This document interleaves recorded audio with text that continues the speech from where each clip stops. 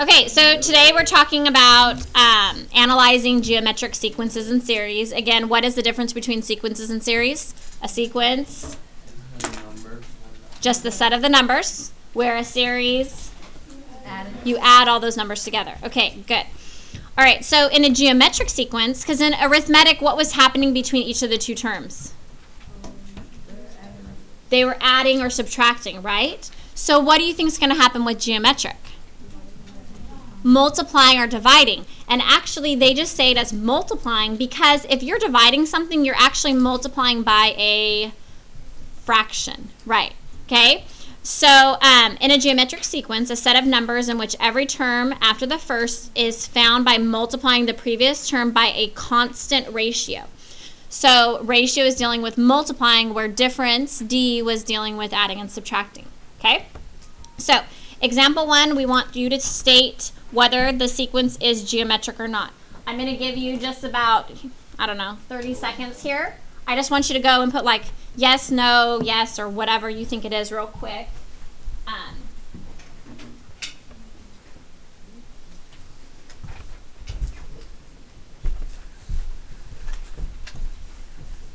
Okay, so on A, do you guys think that's a geometric sequence? Yes. Yes. Yes is correct. Can somebody tell me what is happening between each of the terms?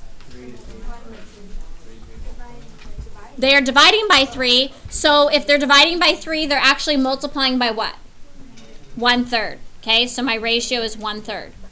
All right, B, what is happening? Is this a geometric sequence? No is correct, because what's happening between the first two terms? Multiplying by 2. What's happening between the second two? 3. Multiplying by 3 and then multiplying by 4. So is there a pattern? Yeah, there is a pattern, but the pattern is not geometric. And why is it not geometric? It's not constant. Good job. Okay, so the answer is no. Okay, it's not geometric. All right, C, what do you guys think? Yes. Yes. Okay, and so what is each term being multiplied by? Negative. Negative 2 is correct. So our ratio is -2. Okay, questions so far? All right, moving on. So our formula for a geometric sequence is stated right here. What does A sub 1 stand for? First term. What does R stand for? The ratio. What does N stand for? The term number, okay? So like if you're dealing with the first term, my N would be 1. Good. If I'm dealing with the second term in my sequence, my N would be 2, and so on. Okay, so if you're looking right here, if we have this sequence, what is happening between each of these terms? They're multiplying by 4. So if you look at this formula, see here is A sub 1 is 3, because that was my first term. My common ratio is 4, which is why 4 goes there. And then it's raised to the n minus 1 power. When you are solving a geometric sequence problem, if you're trying to find the term, what are you going to do first? What would order of operations tell you to do first?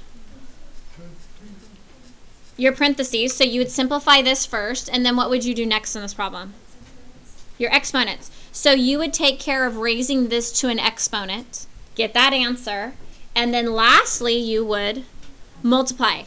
A lot of students miss this because they want to multiply 3 times 4 together and then raise it to the exponent. And that is incorrect, and you will get every single problem wrong.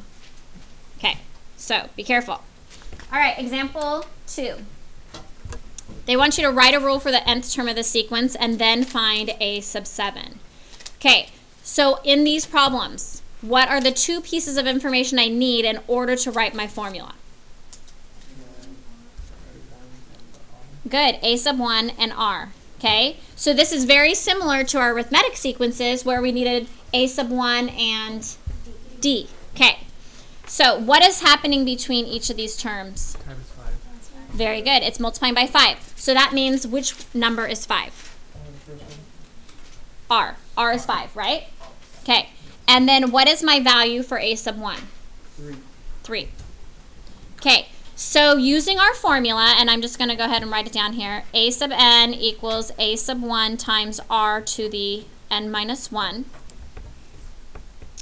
So if we're finding our formula, I'm going to write this as a sub n equals a1 is 3 times r is 5 raised to the n minus 1. Now the difference with geometric is there's no simplifying right now. This is it. Once you have your a1 and your r, you're done. That's my formula. Okay? So now they also asked us to find what? A sub 7. Good. So I'm going to write a sub 7 equals 3 times 5 to the 7 minus 1. Okay, so what will I do first on this? Good. And what is 7 minus 1? 6. 6. Okay, what's next? 5 to the 6th power. Good. And 5 to the 6th power is what? Anybody? It's a big number. You're amazing. It was in your head, right?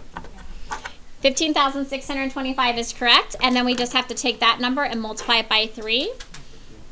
And we get 46,875. And so that's my answer for my 7th term. Yes, I know, I'm pretty amazing. All right, questions? Okay, moving on to B. Okay, so the first thing we need to do is we want 2 pieces of information. We want our a sub 1 and we also want our r. Okay, so we want a sub 1 and we want r. What is happening between each of these terms? Good. And I didn't tell you guys this before, but one quick way of finding out what your ratio is by dividing 2 terms that are side by side. So you would like take a second term divided by a first term and see what happens. Okay? So for instance right here, if you took 15 divided by 3, what does that make? 5. The ratio is 5. So on something like this where it looks a little bit more confusing, just take, and you can take any 2 terms, okay? But whatever 2 terms you choose, you always want to do the second one divided by the first one. So if I do negative 19 divided by 38, that reduces to negative 1/2. So what's happening is it's multiplying by negative 1/2. So that's my ratio. Hopefully all of us are taking notes and have a pencil out in order to make that happen. Okay, and a sub 1, what is that value? 152 is correct. Okay, so now we can write our formula. So my formula is a sub n equals what? Good, 152 times negative 1/2, and I'm going to put that in parentheses because I want to make sure that negative 1/2 is raised to the n minus 1 because we don't want to forget about that negative being raised to the power. Okay? All right, so there's my formula. And then now I just need to find my... Good. So, a sub 7 equals 152 times negative 1/2 raised to the 7 minus 1. And 7 minus 1 is 6. Okay, and so negative 1/2 to the 6th power is what? Nope. First of all, a negative raised to a 6th power, is it going to be a negative or positive? Positive. Okay. And then 1 to the 6th power will be 1, because 1 times 1 times 1, 6 times is 1. And then 2 to the 6th power is, what is it? 64 is correct. Okay. So then now we'd end up with 152 over 64, but maybe let's see if we can cross-cancel or reduce it all. Or you could just type it in your calculator, I guess, too. But if I divide each of these, I can divide, let's see, 64 divided by 8 is 8. Where did the negative go? A negative raised to the 6th power. So if you had 6 negatives, it'll end up becoming a positive. Okay. Anytime you have an even number of negatives, it'll be positive. Okay, and then 8 goes into 152 19 times. So that means that my answer for a sub 7 equals 19 over 8.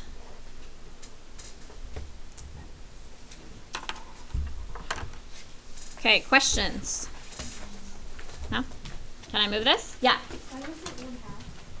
Why was it 1/2? Okay, if you take 152 and you divide it by 2, it gives you 76. and then you divide by 2, you get 38, and divide by 2, and you get 19. But what I was saying is that you can always find your ratio by dividing two numbers that are side by side. So because these ones were smaller, I picked those, and so I just put negative 19 divided by 38. I could have also done like 38 divided by negative 76. And then you reduce that, it became negative 1/2. And that's always going to be your ratio. If there's a common difference happening, that will be the common difference. Okay? Other questions? Okay, moving on then. So this might bring back memories of yesterday's notes. And that there's two pieces of information we need, correct? But this time they gave me the R and then they gave me a sub 6, which means I'm going to have to plug it into the formula and find what's missing. Can you guys do this, you think? Okay, so let's just write our formula. A sub n equals a sub 1 times r to the n minus 1. So if we're plugging in some numbers here, what am I going to put for a sub n? You're going to put 90. Oh. Yeah, negative 96 is correct. Do I know what a sub 1 is? No. No. So I'm going to write a sub 1 times, do I know what r is? Yes. It is 2. 2. And then we're raising that to what power? 6 minus 1. Very good. 6 minus 1. Okay, so what will we do first on this problem? Your exponent. And 6 minus 1 is what? 5. Good. And then 2 to the 5th power is what? 32 is correct. So I have negative 96 equals a sub 1 times 32. And how would I get rid of that 32? Very good. We're going to divide by 32 to both sides. And so that will make a sub 1 equal to what? Negative 3 is correct. So now I know what a sub 1 is, and I also know what r is. Okay, so we can write our formula. Our formula is going to be what? A sub n equals negative 3 times 2 to the n minus 1. Very good. There's our formula. Right? Okay. Then what? It seems easy. There's less simplifying, which is nice. Okay, and then we have to find which term? A sub 7. Good. And so a sub 7 equals negative 3 times 2 to the 7 minus 1.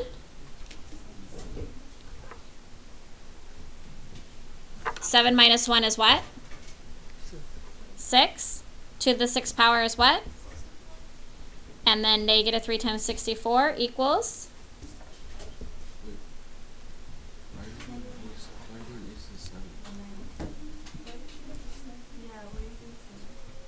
Okay, so I heard a couple questions throughout there. Somebody said, where did I get 2? I got 2 from my original problem that told me that r was 2. 7 I got from back here in the instructions. They asked us to write a rule, write our nth term, and then also write a sub 7. So I'm finding my 7th term. Okay? So here's my nth rule, my formula, and this is my answer for my 7th term. Okay? Other questions? All right, moving on to the next one. Again, this should bring back memories from yesterday. This one, though, is a little bit more complicated, but I think you guys can handle it. Okay, so the first thing we want to do is write the information that we have, okay, into 2 separate equations. So let's start with the a sub 2 equals negative 12. How will I write that equation?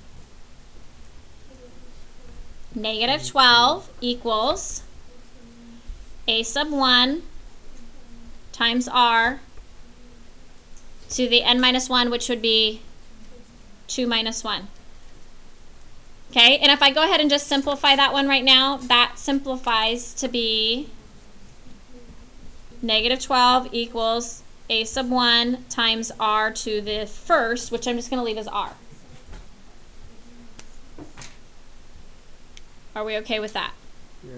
Okay, so now let's write the other equation. How will I write the other equation? Negative 3 Okay, negative 3 equals equals a sub 1 times r. 4 to the 4 minus 1. Good. And then we'll simplify that one as well. And so I have negative 3 equals a sub 1 times r to the third power. Okay. So on our problems yesterday, we had like adding and subtracting, where today we have multiplying, which makes it a little bit more complicated. So my question is, we want to solve this. Basically, the easiest way is kind of to use the substitution. So I would solve one of these equations for either a1 or r. I'm thinking that solving something for a sub 1, like if I change this equation to be like a sub 1 equals, it would be r, or negative 12 over r. Do you guys agree? Then I can plug that information in right here, and like my r's will cancel out, and I can find out what r equals. Let's just show you. Okay, so right here, if I take this equation, negative 12 equals a sub 1 times r, and I just want to get a sub 1 by itself. So if I want to get a sub 1 by itself, what do? Good, divide by r to both sides. Okay, so that means I have a sub 1 equals negative 12 over r. Yes? Okay, so now I'm going to take this information right here, and I'm going to substitute this in for a sub 1 right here. Okay, so that means I have negative 3 equals negative 12 over r times r to the third.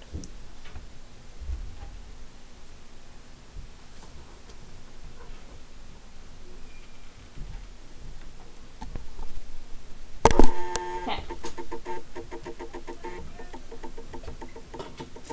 All right. So then what's going to be next? Good, cancel the r's. This r cancels, and then how many r's are left? 2. Okay, so that means I have negative 3 equals negative 12 r to the second. What would you do next? Good, divide by negative 12 to both sides and simplify. So 2 negatives make a positive, and 3 over 12 reduces to what? 1/4. 1/4 equals r squared. And then how do you solve for r? Good. You'll take the square root of both sides. And so you're taking the square root of everything, and we get r equals what? 1/2, or 1 over 2. So now we have that. How will I find a sub 1? Plug it in. And you already have this formula where a sub 1 is by itself. So all I'm doing is plugging in 1/2 for r. Okay, so if we write this out, that means I'm going to have negative 12 over 1/2. And how do we get rid of a fraction of our fraction like that? Good, multiply the denominator by the reciprocal, correct? So I'm multiplying by 2 over 1 to the top and bottom. These cancel. And so I'm going to have a sub 1 equals, and negative 12 times 2 is? Negative 24. Okay, so now I have all the information I need. So what will I do? Plug it in. So that means my formula, a sub n equals, good, negative 24 times 1/2 to the n minus 1. And then they want us to find the 7th term. So here's one answer. When we're finding our 7th term, a sub 7 equals negative 24 times 1/2 to the 7 minus 1. What's 7 minus 1? 6. What's 1/2 to the 6th power? 1 over 64. And then can we reduce? We can actually divide by 8 to both of these. So 8 goes into 24 3 times, 8 goes into 64 8 times, and we end up with negative 3 over 8 as my other answer. Yeah. Both the answers are in a box. So. You know, I can ask you for multiplication. Questions? Okay, so we could do the same thing with E, but I think for time's sake, maybe we will skip that one, or do you guys want to do it? Okay, all right. Geometric series. Again, what makes something a series? Add it all together. And then do you notice in the equation what's going on in that equation that they have? What two things do you need? You need A1 and R, just like you need with all your other equations. The only difference is they want to know what you need to know your n value, which is whatever the ending term value, okay? Or ending term number. Okay, so we're going to go ahead and just plug this information into this equation to find our answer. Okay? So, I'm just going to write in this pace. So I have S sub n equals, what is A1? How do I find what A1 is?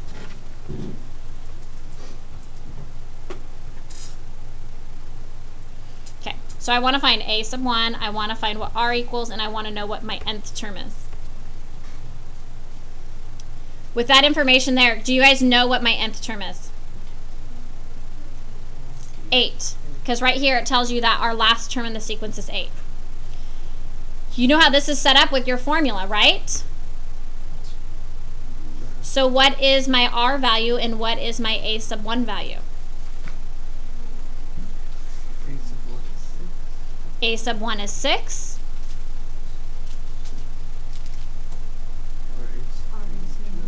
R is negative 2. Because remember our formula is A sub 1 times R to the n minus 1, which is how that is set up.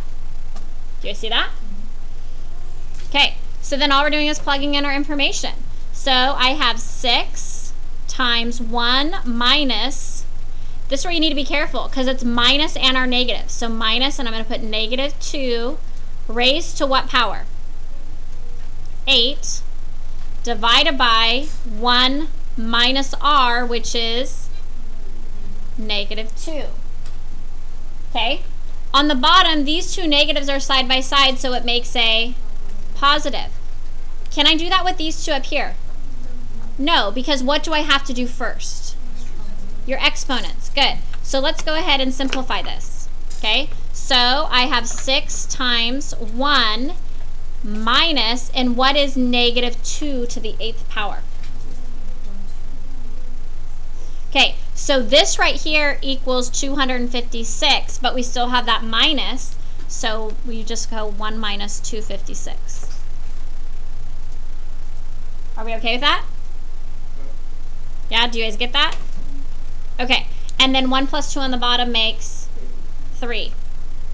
Okay, and so now what is 1 minus 256? Negative 255. And then remember, we can cross cancel or cross reduce. 3 goes into 6 how many times? 2. So I have 2 times negative 255, which equals